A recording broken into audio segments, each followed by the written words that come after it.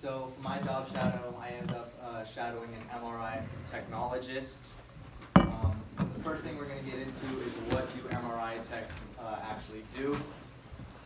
MRI techs operate MRI machines, which is pretty self-explanatory, but they are also responsible for explaining to the patients what they're going to need from them, because the patients have to be on the same page.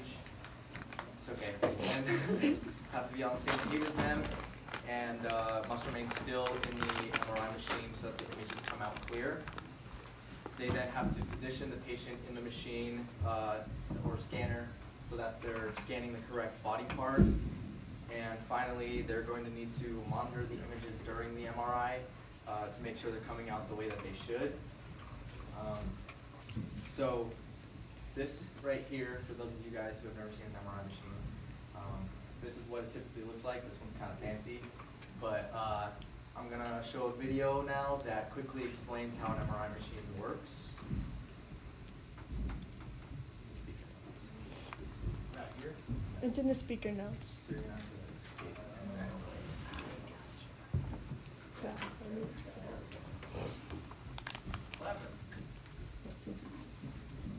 okay, and then it's at the end. So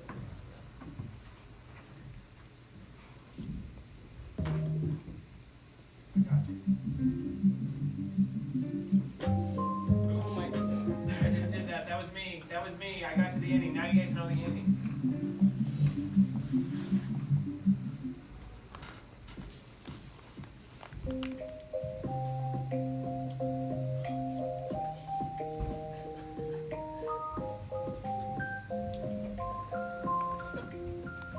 MRIs use protons, which are abundant in the human body. All protons spin, creating a small magnetic charge.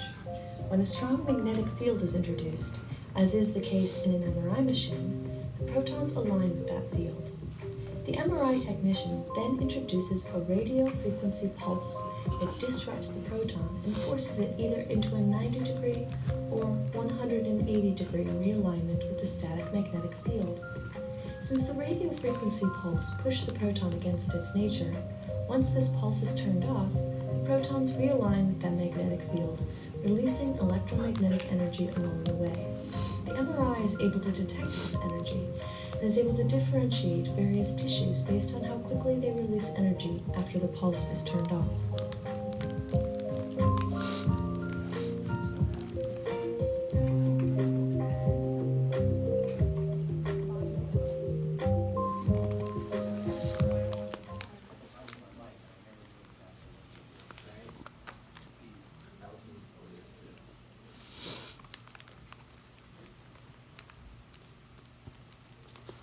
okay, so that was obviously a quick summary of what they do in layman's terms. So MRIs are used for various different things. Most commonly, they're used to detect like tears in muscles for people who have sports-related injuries. But they're also used to diagnose different diseases. And this right here is an MRI scan of someone's brain who developed a tumor. So that's just one of the other things that MRIs can detect. So now we're going to talk about a few skills that are essential for being an MRI tech. The first one is being good with people and having a social attitude. The second is being good with technology. And the third is having a lot of patience. You're going to need to be good with people because you're going to need to communicate to both parents and the patients, because you're going to be dealing with like kids in MRI machines, and sometimes that can be scary for them. So you're going to need to keep them calm throughout the process. You're going to need to be good with technology for obvious reasons, because operating an MRI machine is a lot harder than it seems. And lastly, but most important, is you're going to need to have a lot of patience, because the patients tend to move around in the MRI machine, and sometimes they have trouble following directions, especially if they're working with kids. So you're going to need to be patient in order for the process to go efficiently. So the person I job shadowed is Amanda Haight. She's an MRI tech at Children's Hospital Colorado Anschutz campus in Aurora. she has her associate's degree in radiologic technology. She cross-trained at Children's and registered as an MRI tech on her own.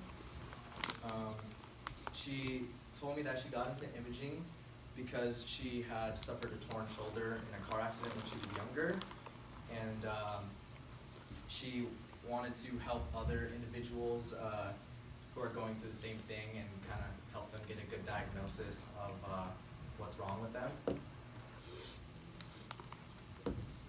So what does a typical day look like for an MRI tech? She said that she scans patients from the ages 0 through 22 years old. She has to explain how the MRIs work to both the children and the parents, because she does work at Children's Hospital, so she works with children mostly. And then she has to obviously position them in the scanner for each body part. And she said that she does need to make sure during the process of the MRI that she's checking over the images and making sure the child's staying still, and to make sure that nothing too severe is being picked up on the images. And she told me that, this is kind of a fun fact, that the average scan takes about 30 to 45 minutes per body part. And that kind of seems like a long time to me. Like, I was kind of surprised, because per body part, that's like 30 to 45 minutes. It could be, depending on how many injuries you have, stay in that machine for a long time. So I asked her during the shadow kind of like the different likes that she had about her job and the positives. And she said that she feels like she makes a difference in her patient's diagnosis, which is a big plus for her, and which is really cool to have as like a person in a field like at your job, is that you feel like you're actually making a difference. She says that she loves that her job is always changing, because she sees new patients every day, and so she doesn't always have to do the same kind of scans. And sometimes they need an IV to put in contrast for the MRI, so she gets to do different stuff like that, which is ever changing and kind of makes her job more fun. And then she said that she likes that she gets to meet new patients, and because she's a social person, she said that she likes spending time with each patient, and she gets to spend a little time with up to 30 patients in a day, she said she got. So she said that that was pretty cool, and she gets to make like a little social interaction with every person she meets. And then she said that she feels like she can help them feel better even in the slightest way, and even if it's just making their day a little bit better just by having a fun, positive attitude, not even just in the diagnosis itself. She says that this is her absolute favorite part of the job, because then she feels like she's making a difference in like every individual patient's life. And then I asked her about her dislikes with the job, and she said that her biggest dislike is that the job can be very emotionally draining. And at first I kind of was like confused, I didn't really know what she was talking about. But she told me that she sees like kids who have like severe injuries, like some people have been in car accidents and they're really hurt. Sometimes she has to scan like cancer patients or like terminally ill patients, so that's tough on her too. And the one that she likes the least is she has to scan people who have dealt with like cases of abuse. And the hardest part is that it's like children especially, and she has to deal with like when they're getting severely abused, she has to scan them and check for their injuries. So she said that was definitely the worst one. Then she also doesn't like that her job schedule isn't just like kind of Monday through Friday, because her shifts can be long and kind of random too, because she has to take calls, so she'll never know when she has to do like a 24-hour on call or something like that. So it can be kind of sporadic and random. So yeah, she doesn't really have a set schedule, and sometimes that she doesn't like that. So now we're going to go into my shadowing experience. So my experience was not the most eventful thing I've ever done, but yeah. But in the morning we went over all of the patients that she was going to be seeing today, all the patients that were scheduled, and then she kind of explained to me what prep they were going to need to do for each of them. Then she let me go with her when she was going to take the patients back, and she let me observe their interactions together.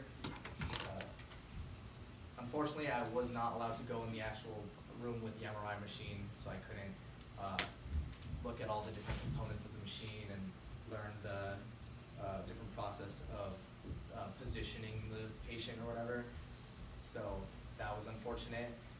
The majority of my time was actually spent in the scanning room, where she checks the different images and where she monitors like the patient during the process. And during the time she tried to teach me like the different abnormalities on like the little images or whatever, but like it was useless. I couldn't pick it up to save my life. But it was really interesting to me though that she could actually like pinpoint like an abnormality and be like, okay, so this looks like this and this looks like that and this is how it should look like normally. So I thought that was pretty interesting that someone could just like do it on the spot like that. So pretty much, while I wasn't allowed to like do a whole lot of like stuff as far as the job goes, I wasn't actually able to experience what they do really. I still had a pretty fun time actually because her and her coworkers were actually pretty funny. So they were making jokes all the time, and it was pretty fun to just hang out with them for a couple of hours. So I overall had a pretty good time. We're going to talk now about the path to becoming an MRI tech, which I had no clue about prior to actually doing the shadow. So you're going to need to get an associate's degree in an MRI program such as radiologic technology, which is what Amanda actually got hers in.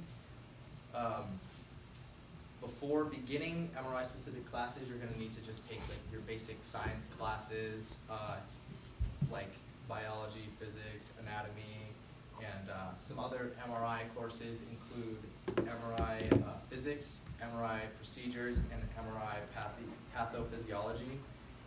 You're going to need to choose a program that has been accredited by the Joint Review Committee on Education in Radiologic Technology, and right there, that's their logo. And these right here, that's Red Rocks Community College and Concord Career College. Those are two colleges in Colorado that actually supply the associate's degree in radiologic technology. Because there's actually not, I tried looking and there actually isn't a lot of colleges who do have that, so these are two of them. So how this job applies to me. In the beginning, yeah, funny image. So, That's the one where he just sits there for like 5 minutes. yeah. So this was actually not my first choice for my job shadow. And initially, I wanted to do an anesthesiologist because I have had a lot of I've had a surgery in my life, and I thought like that whole process was really cool. And unfortunately, they weren't allowed to have me because I was not 18 yet, so I couldn't experience that with them. But they did refer me to an MRI tech, and I thought that kind of lined up pretty closely because most of my injuries I've had to use MRI machines and I've had to interact with MRI techs, and they've always been really nice and their job seems pretty cool. So that's how I got into it, and yeah, so is this job for me? The answer is possibly. The positives that I liked is that you don't need a lot of schooling to get introduced to it. So then I can just kind of go off into my career and start making money faster and have less student debt. And I also liked that she said that you get to interact with a lot of people, and I'm a social person, so I do like that. That's a positive for me. The one downside that I thought was kind of like overbearing though is like the whole emotionally draining part of it, where she was talking about like the abuse cases and like scanning terminally ill patients and stuff. And I was like, I looked at it and I was thinking, well, that could be a good thing because then you feel like you're making a difference in those people's lives. But I don't know if I'd be able to deal with like seeing that type of stuff on a regular basis, because I don't know, I feel like it'd be too much for me. So I'm not sure if I would go into this field, but I'm still considering it. And any questions?